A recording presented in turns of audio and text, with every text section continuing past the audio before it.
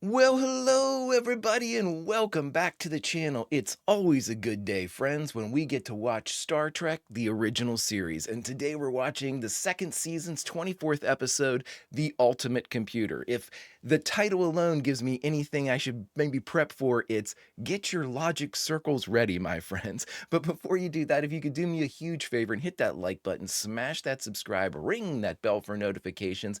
It greatly helps out a small channel, and it allows me to alert you next time we go into the stars with Star Trek the original series. And of course, if there's anything that we do that you would like early or in its full-length format, the link to our Patreon is in the description. But my dear friends, all that is then and this is now. And now it's time to go toe to terabyte with the ultimate computer from the second season's 24th episode of Star Trek the original series. Prepare to engage maximum warp reaction, and away we go.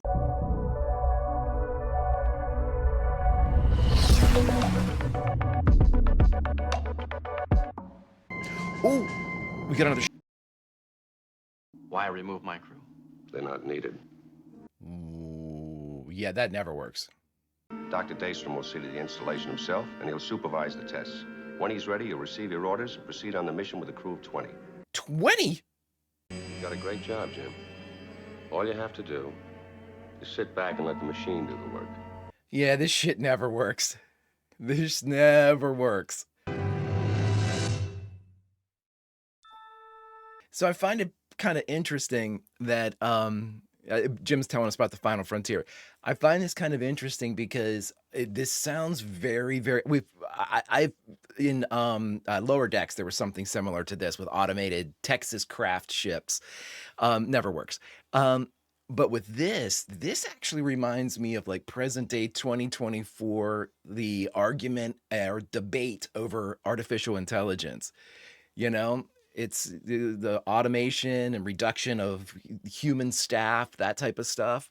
Yeah, I wonder how applicable that's going to be as we get deeper into the episode. But we got, first off, I'm pretty sure my guy's name is Russo. Last name is Russo. The guy that was the security chief. He's awesome. I so wish he'd have been the security chief. He's way back in Devil in the Dark. Really, really cool stuff.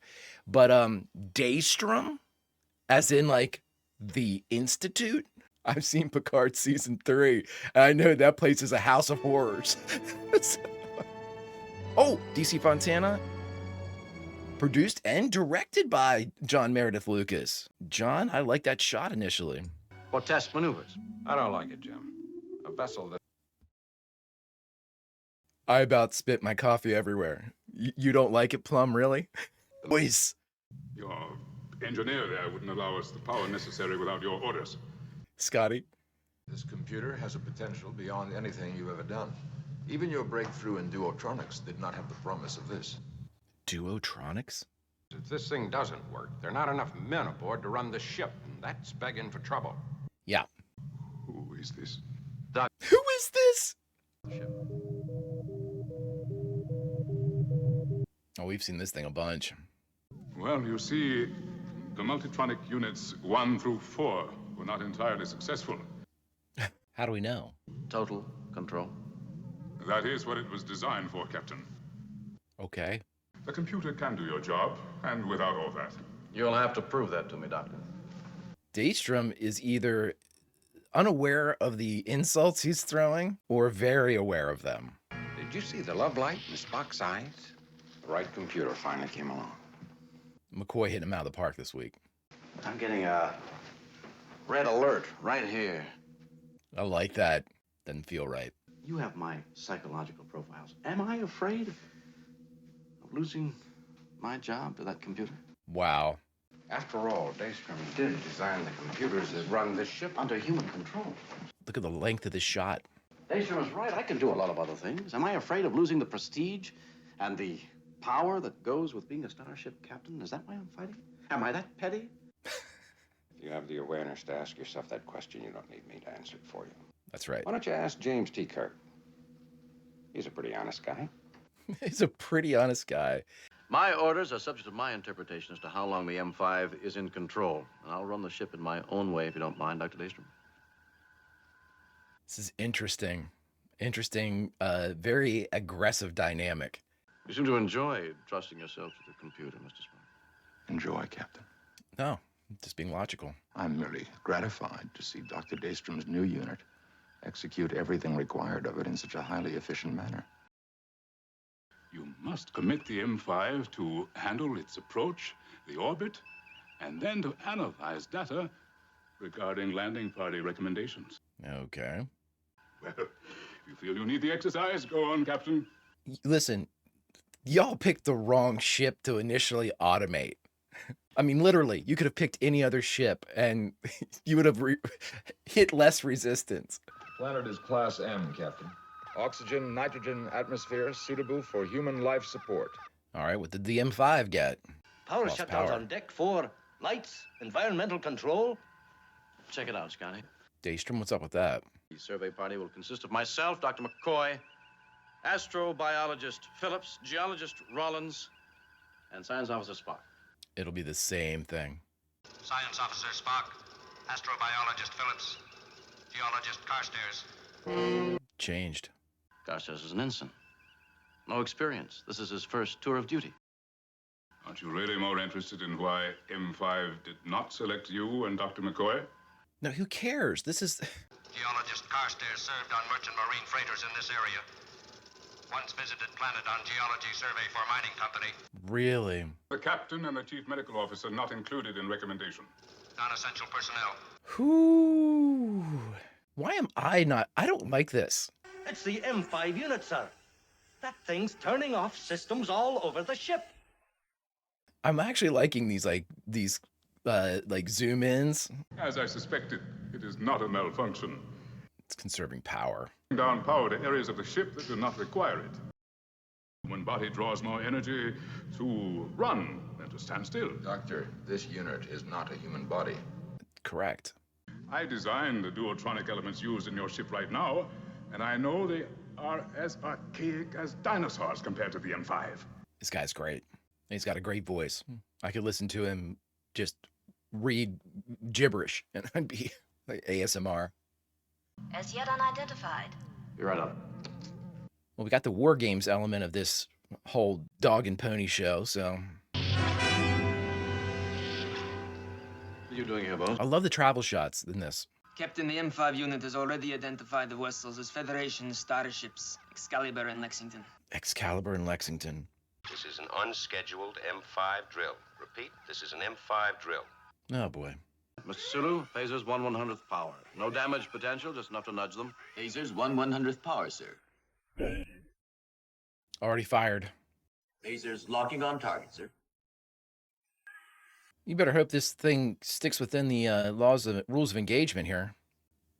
Changing Yep. course to 28 Mark 42.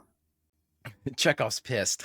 I would be too, dude. Turning to 113 Mark 5. Warp 4 speed. Lucas is showing me some really good shots here. I'm like that over the shoulder of Ahura. Dual focus is great. Minor hit on deflector screen 4. No appreciable damage. Rather impressive display for a machine. Yes, but I'm assuming it's probably doing like tactics learned and no improv. Computers make excellent and efficient servants. But I have no wish to serve under them. Ha ha ha, there we go. A starship also runs on loyalty. To one man. And nothing to replace it. Or him. Oh. God, it made me tear up. Spock knew Jim needed to hear that. Damn, what's wrong with me? I love this show. And regards to Captain Dunsel. Wesley out. Dunsel, Doctor, is a term used by midshipmen at Starfleet Academy. It refers to a part which serves no useful purpose. Oh my God. This is your boat, Jim. It'll always be your boat. I may be just a ship's doctor. Hell yeah. You know, I've never felt this way before. At odds with the ship. Unneeded. To Captain Dunsel. No. To James T. Kirk, Captain of the Enterprise. Thank you, Doctor. Crap, I'm gonna cry through this whole thing. I love these characters, man. Look at them supporting Jim. All I ask is a tall ship. A star. All I ask is a tall ship and a star to steer by. You could feel the wind at your back in those days. It's still the same. The ship is yours. You can feel her. And the stars are still there, Bones. Already one of my favorite episodes. One of my favorite Jim episodes. Such a good episode with the big three. Oh my God. The Woden, listed in Starfleet Registry as an old-style ore freighter converted to automation. Woden. Captain, deflector shields just came on. It's identifying her as a threat. Scully, reverse engine, slow us down. Can't. Fantastic machine, the M5. No off switch. Hey, Daystrom. These controls are locked. We can't disengage the computer. Captain, photon torpedoes locking on target. Oh my God. I already tried, sir. Daystrom, we're leaked that computer control. Great exchange right there between the two.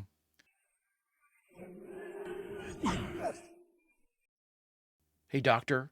What the is going on? There appears to be some defect in the control panel. There certainly does. Your brilliant young computer just destroyed an ore freighter. Go get him, Plum.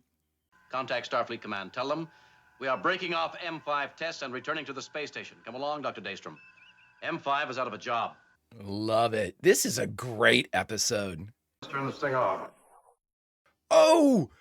I would say, Captain, that M5 is not only capable of taking care of the ship, it is also capable of taking care of itself. Really liking John Meredith Lucas's direction in this, too. I'd never really noticed his direction before, but damn, this is good. Must expect a few minor difficulties, but I assure you they can be corrected. Corrected after you release control of my ship. Yeah, this can be corrected back in the lab. Give me a few moments with him. No, stay here. All right, Scotty, turn it off. Be careful. There's a red shirt around to get killed by this. Oh yeah, he's gonna get lit up. Holy shit! M5 appears to be drawing power directly from the warp engines, tapping the matter-antimatter reserves. So now it has virtually unlimited power. Let's transport this fucker off the ship. This is a... But it is interesting. I knew it. I mean, Leonard Nimoy working within the pocket that is Spock to be sarcastic, insulting, and still not betray the Vulcan mentality. It's masterclass stuff. I'm going to show you. I'm going to show all of you. Yeah. One machine can do all those things they send men out to do now. Men no longer need die in space. Daystrom, what happened to somebody he loves? We don't want to destroy life, we want to save it. This guy's awesome as playing Daystrom. The morally guided mad scientist-esque mad scientist. Love it. At the age of 24, he made the duotronic breakthrough that won him the Nobel and Z. Magny prizes. In his early 20s, Jam. That's over a quarter of a century ago. Maybe that's the trouble. Where do you go from up? Yeah. Your opus came too early. What are you saying? That he's tampering with it? That he's making it act that way? Why? To make it look like it works. Now he's got you talking about that machine like a personality. I'm afraid that's the way he thinks about it. Mm-hmm. You gotta look at it that way. What is it coming? Better find out, Doctor. That's it, Mr. Spock. Please. Manual override is in control, Captain. And that's that. Bridge, this is Kirk. Sulu. Great insight by Plum there. Right away, sir. You heard him? I've been updating that course for hours. Uh-oh. Helm to Captain Kirk. Kirk here. Captain, Helm doesn't respond. It appears, Captain, we've been doing what used to be called pursuing a wild goose. M5 has rerouted helm and navigational controls. It heard you. It wanted us to waste our time here. While he was getting ready for what, Spy? I do not know. Your life support's gonna start going. I've developed a method of impressing human engrams upon the computer circuits. The relays are not unlike the synapse of the brain. Okay. What is it? Sir, sensors are picking up 4 Federation starships. M5 is altering course to intercept. Main attack force, the war games. Oh my God. And M5 is going to destroy them. You got to get communications out that just tell them to run. Just keep course. The M5's not working right. You can use... Oh my God. Oh, that is so cool. Look at all those beauties. Enterprise from USS Lexington. This is an M5 drill. Repeat, this is an M5 drill. Acknowledge. Tell him. Does M5 understand that this is only a drill? Of course. It was programmed to understand, Captain. One of those starships is going to blow up. Phasers locking on lead ship, sir. Power levels at full strength. Full strength? Full strength. Our phasers are firing, sir. Oh, no. The Excalibur, a direct hit. Daystrom. We need suggestions. It works faster, thinks faster than we do. It is a human mind amplified by the instantaneous relays possible in a computer. No one thinks faster than you, Spock. Enterprise, Jim, have you gone mad? What are you trying to prove? Break off the attack. Jim, we have 53 dead here. Oh my God. I'm sorry, sir. I can't override M5 interference. Jim, why don't you answer? Get to the shuttlecrafts. Can we... Phasers locked on. Daystrom! Phasers firing. Oh my God. She's gonna blow. It's human engrams. Phasers firing. A hit. Okay, so the Potemkin. Why, mine, of course. Oh my God. All ships damaged in unprovoked attack. Excalibur Captain Harris and First Officer dead. Oh my God. I believe the only way to stop the Enterprise is to destroy her. Request permission to proceed. Oh my God. If you talk to it and make it stop the attack. I can make it stop. I created it. This guy who plays Daystrom is great. The murders. Hundreds of people. Done before were not accidents. Plum called it. Colleagues laughing behind my back at the boy wonder. Just one more opus. The M5 must be destroyed. No, we're invincible. Look what we've done. Your mighty starships. Poor toys to be crushed as we chose.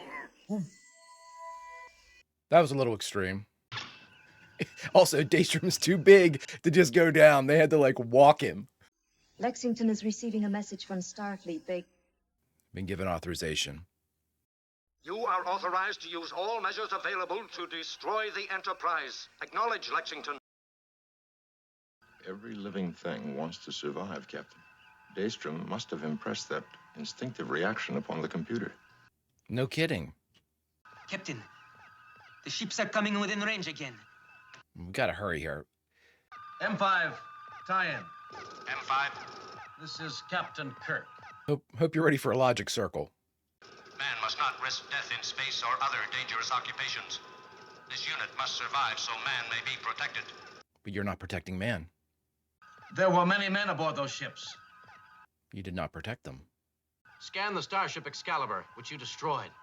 Is there life aboard? No life. Because you murdered it.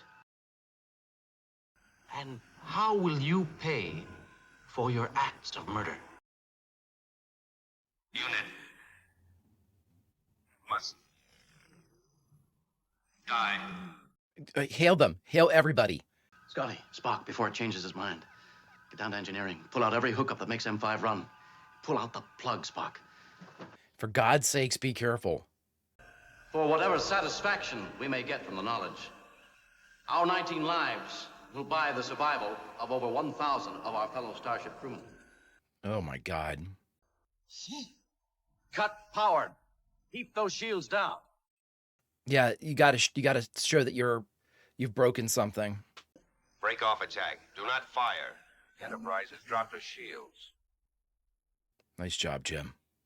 Right now, he's under sedation, heavy restraints. I would say his multitronic unit is in approximately the same condition. Compassion. That's the one thing no machine ever had. Maybe it's the one thing that keeps men ahead of them. Care to debate that spot? It would be most interesting to impress your memory engrams on a computer, Doctor. The resulting torrential flood of illogic would be most entertaining. Take your chair, Jim. Take us back to the space station. And warp factor 2. Oh, love that episode. All right, everybody, we just got done watching Star Trek, the original series, Season 2, Episode 24, The Ultimate Computer, and the only thing left to do is to talk about it. All right, everybody, we just got done watching Star Trek, the original series, Season 2, Episode 24. I can't believe that. The Ultimate Computer. This one was amazing. This was, in my mind, so many of the original series episodes I've just absolutely fallen in love with for various, very different reasons.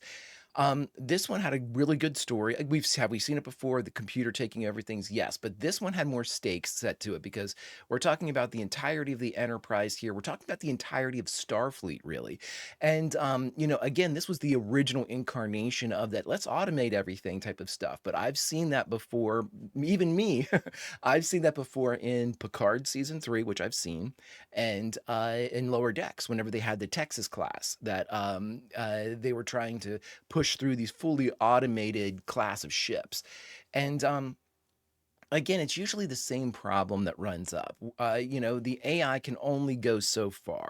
The computer can only go so far before it misinterprets something. It realizes, that biological life is a hindrance. There's always some type of parameter problem. And what I always do, and I mentioned this at the beginning of the reaction, it's very, very, very similar to the discussion of early AI that we have going on right now in 2024, where, you have everybody saying, oh, AI on business side of everything, people are like, oh, the AI boom's coming. It's going to be as big as the internet, which, I mean, you have no doubt as far as applications are concerned, like what can AI do? We've already seen such things going into Chat GPT and things like that. Whenever I receive an email that I hate to say this, when you receive an email from somebody that prior to Chat GPT, their emails were, let's just say, lackluster, and now they are they're punched up a little bit, to use some writing terms.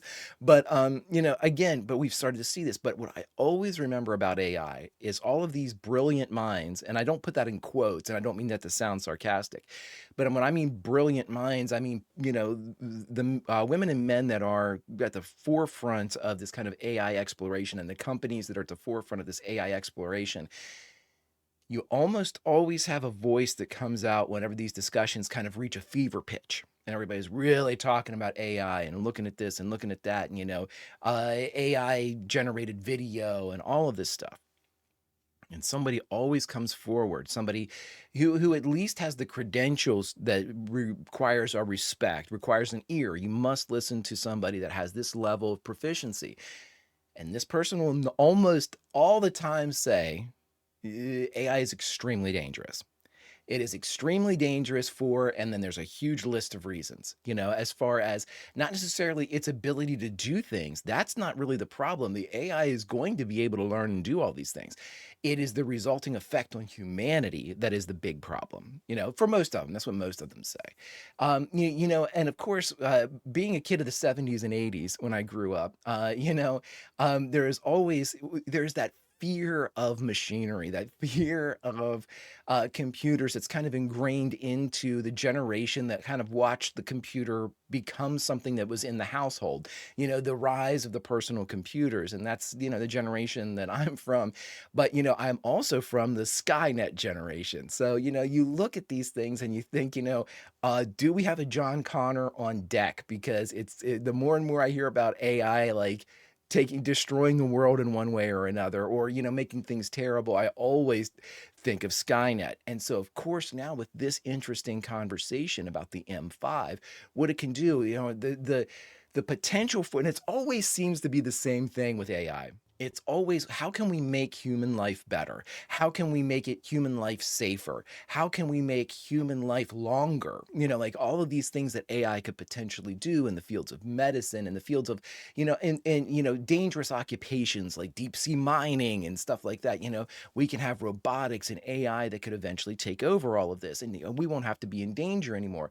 But the problem is those things and those applications are usually towards the end of the spectrum to which its applications can easily be put forward. Those more difficult things like deep sea mining and stuff like that. Yeah, but we're already seeing this in just, we're seeing not AI so much as the rise of technology where all of like, when you go to a retail store, the market or something like that, and there are way more self checkout places than there were, at least in my mind. When I grew up as a kid, there were no self checkouts. It was everybody was a cashier, and you would go up and you would check out and you knew the person and blah, blah, blah. And that is now going by the wayside, which is the elimination of a human job, a human occupation. And then, so when you see all these things, there's so many really kind of respected bits of fiction that I kind of defer to in this. And I really think that one of the things that we're watching on the channel right now, The Expanse, really kind of shows this, where you take the human population of Earth and you've got like 50% unemployment because the jobs are just gone. The jobs that used to be done by human beings have now been kind of taken over by AI, computers, technology, made more efficient. And so you kind of see that happening. I mean, and that in a way is the more benign application. I mean, there's been like horror stories about AI where, once they realize, I mean, The Matrix, if you want to go in the opposite direction, I mean, again, there's so many stories that speak of the evils of this stuff. But, the AI basically said, we don't need human life anymore. And then, until the sky was, destroyed and they needed batteries. And then here we are. So, it's really interesting, and I think that this episode, The Ultimate Computer, was so far ahead of its time. Now, we've had computers before in the past in the original series that have been ancient computers. I'm thinking like the archons and stuff like that, that have been kind of manipulated in civilizations, kind of, and we've seen the effects and the horrible things that these computers have been able to do with war games and stuff like that. And again, it's very interesting to watch the applications that are so weirdly accurate, done in the 60s by these incredible group of creatives that worked on the original series. And we're looking at the Ultimate Computer here, made in the late 60s, and it is incredibly applicable today. That, my friends, is fantastic art. I mean, there's so many instances of Star Trek kind of predicting the future with the flip phones, with the touch screens, and all of that, things that they've kind of not necessarily heralded, but they've heralded. They've said, hey, this is coming, and by God, it's, whether by fortune or luck or happenstance, it has come through. And so now it's scary in a way for me, because this was so well done with Daystrom, who's this brilliant mind, and what a call by Plum. Plum, immediately, Plum likes to say he's not a psychiatrist or psychologist, that he's a doctor. He's not, this, that. But boy, oh boy, that was a real good read, Plum. A real good read. When he looked through there and he was like, as a young man, that was a quarter century ago that he was able to, have the duotronic system that he put forward. And he hasn't had any successes or innovations since then. And of course, I always think of creatives when I think of this type of stuff. And that's why I referred to it as an opus during the reaction. I often think of, somebody who was a one-hit wonder, musically, a music one-hit wonder. A band that was really good was Aha. And then they were actually a very solid band. They were actually a constructed band. Behind the music on them is really good. But, really they had one hit song in Take On Me. Now, they had a lot of songs that were bigger hits, like overseas and in the European market. But here in the States, Take On Me was by far and away their biggest hit. They had a couple ping just because of the familiarity with Take On Me, but that was their one hit wonder. I mean, you had numerous, whether it be like Maxi Priest or, Terrence Trent D'Arby. There are all of these people that had like one hit wonders. And, whenever they are interviewed later, and I think of Aha because there was a really good kind of like a anniversary of the video of Take On Me where they actually interviewed several of the band members. And, there was that sense of we are so proud of Take On Me. We know that it's an iconic song. We know it basically when people hear the beginning of that song, they think, oh my God, it's the 80s. We actually have a time period that we can, the emotional content we can evoke of just by the notes of our song. But that song came and nothing equal and nothing better came after it. And there was that constant struggle that they talked about, like, what can we have another one? Can we get a better one? Can we hit something that's just as good or close? No, no, and no. Because sometimes, especially with whether it be a poem, a story, you think of Harper Lee with the To Kill a Mockingbird, one book and out. And, a lot of the times it was said that she continued to write her entire life, but the understanding was, I'm never going to hit another To Kill a Mockingbird, so why even try?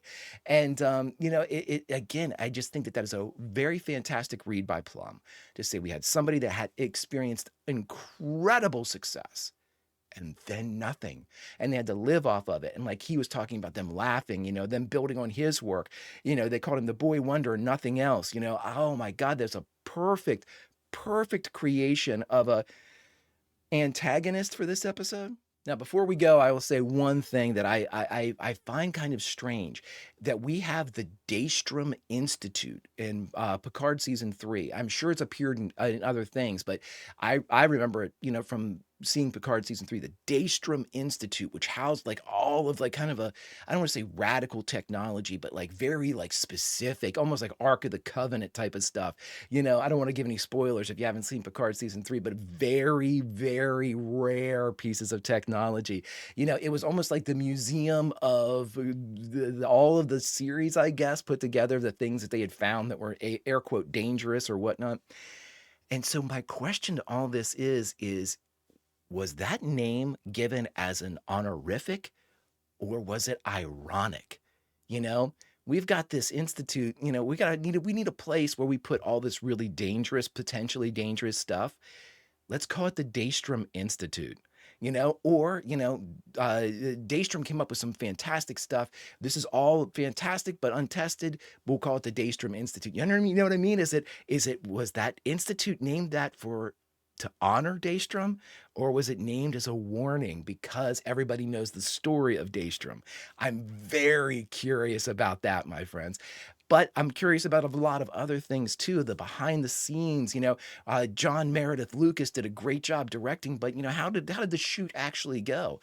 There's only one person we can ask for this, and he's more of a military man, but I'm sure he'll be able to talk more about these computers. He seems to know a lot about a lot of things. So if you wouldn't mind, let's ask him. General? Greetings and salutations, my friends. 'Tis I, leader of men, lover of women, and best friend to Jim Kirk, General Trelane, retired.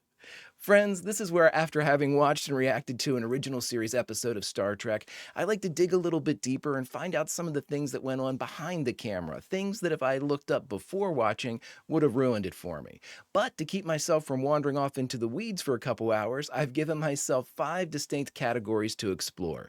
The first of which, writer and director. Who were they? The second, guest stars. Did we have any? The third, of the core cast or the big 8, who was present? The fourth, production notes. What went on behind the camera? And as we've often said, most of the time the story behind the camera is just as compelling as the episode in front of it.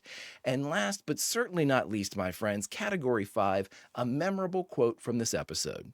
Let's get started. And now, friends, for our first category, writer and director. Who were they? Well, we had 2 writers for this episode.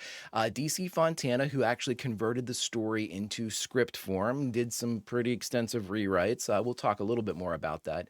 And the story was originally by Lawrence Wolfe. So they both combined and were credited with this script and episode. Who was our director? None other than John Meredith Lucas, normally a producer for most of the episodes. We've started to see him come in as more of a director. I'm wondering if that's of convenience or design. I guess we'll have to wait and see. Let's move on. And now, my friends, for our second category, guest stars for this episode. Did we have any? We did, in fact, my friends. In fact, we had William Marshall as Daystrom, and we had my guy returning, Barry Russo, as Wesley. Again, Commodore Wesley, thank you so much for your promotion and your appearance, my friend. I will always wish, Barry, that you could have been the security chief on the NCC 1701. I think we desperately needed somebody from security, but that's a pipe dream, and I really wish it would have happened, but it doesn't. Let's move on. All right, my friends, in our third category of the core cast, or the Big Eight, who was present? Well, who are the Big Eight? We have Kirk, Spock, McCoy, we have Uhura, Scotty, and Sulu, and on season 2, we added Chekhov and Chapel. In this episode, we have 7 of the Big Eight, but we do not have Chapel present. Almost. Let's move on. And now, friends, for our fourth category, it's production notes. What are some of the little bits of trivia that went on behind the camera? Some certain things that we can take away from this that, like I said, would have ruined it had we looked at it beforehand. Let's get started. All right, my friends, and for our first production note, it deals with the script and story process for this episode, The Ultimate Computer. Originally conceived by Lawrence Wolfe as a story that focused heavily on, he was a mathematician and loved computers, and he wanted to focus this story heavily on Daystrom and the M5. But when the script was presented to the creatives over on Star Trek, they didn't like the idea that the Enterprise and her crew were so secondary. Apparently, it was a lot. You know, Daystrom was the main focal point of the episode. So the script was handed over to DC Fontana. She did extensive rewrites, and a lot of kind of the core themes were removed. And the new theme that Fontana added was Kirk's fear of replacement, Kirk's fear of being replaced by a machine. And so that became the driving force behind the episode. And to my knowledge, I looked around and I know that Lawrence Wolfe wasn't real happy with the rewrites, but I didn't hear that he was displeased with the end result. So take that for what you will, friends. I'm not sure if I just missed something or if in fact he was cool with it. I guess we'll see. Let's move on. All right, friends, and for our second production note, this one deals specifically with our producer-director, John Meredith Lucas, who sought out Lawrence Wolfe after having somehow received a copy of his story, The Ultimate Computer, or whatever he had actually titled it.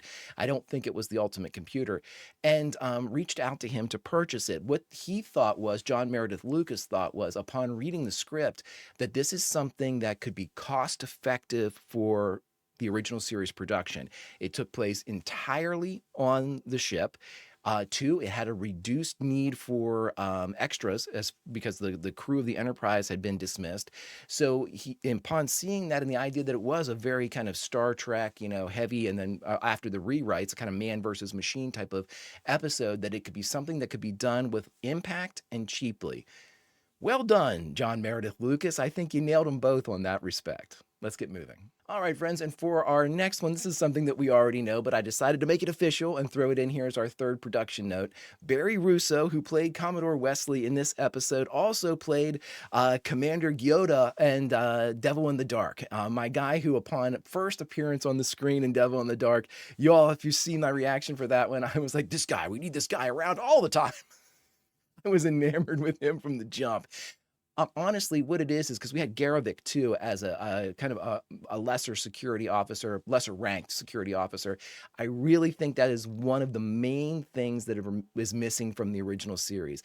A character representative, I guess, from security. I think that would have been a really cool, especially with all of the red shirt deaths we had. It would have been nice to see somebody and think they've got a better than average chance of making it, because we've seen them before. But I digress. Let's move on. All right, friends, and for our fourth production note, I like to sing the praises of this cast because I think that a lot of times they are kind of pigeonholed into, they were on a sci-fi show, or they were on Star Trek. The thing is, every time we hear of like a voice, whether it's a computer voice or it's a voice over the comms, from somebody that we don't see, it's just an audio recording or something like that. More often than not, that voice is provided by none other than Scotty, Jimmy Doohan. an incredibly accomplished voice actor, and from what you all have told me, does a ton of voices on the animated series, and I can't wait to see that. But I just think, the tip of the cap, we should absolutely show respect to the idea that you can pivot away from your Scotty and be able to give us almost unrecognizable voices. Really great stuff. Jimmy Doohan, as always, masterclass stuff. Let's move on. And last but not least, believe it or not, friends, this episode, from everything that I read, went pretty smoothly. There's no drama. There wasn't anything, other than the potential of Lawrence Wolf being a little upset with the rewrites and stuff that I didn't hear that, could have happened, but I didn't see any kind of evidence of that. But I thought I'd end with something else. And so, again, these are all just bits of trivia more so than the actual politics that we sort of normally have in Q&As. But this one was really interesting. Commodore Wesley, played by Barry Russo, the chair that he used on the deck of his command craft was actually the command chair from the ISS Enterprise from Mirror Mirror. I thought that was pretty neat because I looked at it and I was like, that's not, I thought they were using the Enterprise set, which I'm sure they were, but they've switched out the chairs, and it was the ISS high-backed chair that they used for Commodore Wesley. Awesome stuff. Let's move on. All right, everybody, and for our fifth and final category for this Q&A, a memorable quote from the episode. It seems like this is becoming a theme as I'm picking a lot of quotes that originate with good old Plum, Bones McCoy, and this one is no exception because I think that McCoy's quotes sort of exceed in the boundaries of the episode itself. And so this is a quote that he is given whenever they're discussing why Commodore Wesley didn't attack the Enterprise when he had a shot at the end, thinking perhaps the crew has regained control. And the quote from Plum is thus: compassion. That's the one thing no machine ever had. Maybe it's the one thing that keeps men ahead of them. Love it, my friends. Thus ends another installment of Q&A. Until we meet again, behave yourselves.